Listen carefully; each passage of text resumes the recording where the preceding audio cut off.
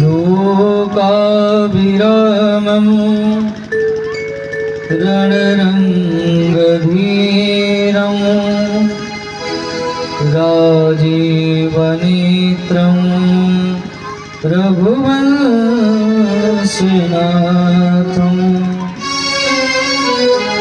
कारुण्यरूपं करुणाकरन्तं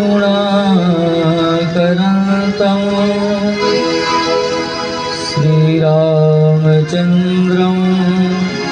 शरणं प्रपद्ये। मनोजवं मारुतितुल्यवेगं जितेन्द्रियं बुद्धिमतां वरिष्ठं वातात्मजं वानरयोधमुख्यं श्रीरामदूतं शरणं प्रपद्ये। अखण्डमण्डलाकारं व्याप्तमेन चराचरं तत्पदं दर्शितं येन तस्मै श्रीगुरवे नमः। सर्वमङ्गलमाङ्गल्ये शिवे सर्वाधिसाधिके शरण्ये त्र्यम्बके गौरी नारायणी नमोस्तुते।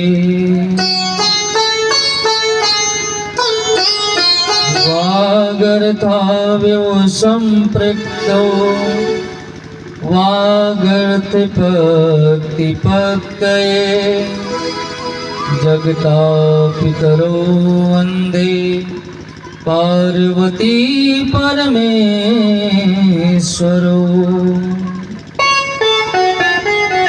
अपने अपने घरन की सब कहू को पीर, तुम ही पीर सब घरन की धन्य धन्य रघुवीर।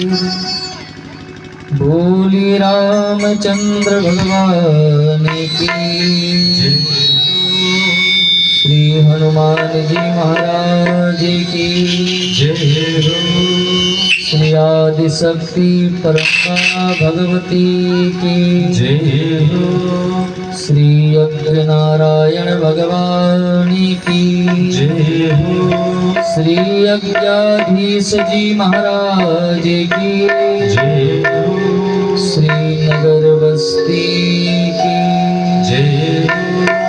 जय जय सीताराम।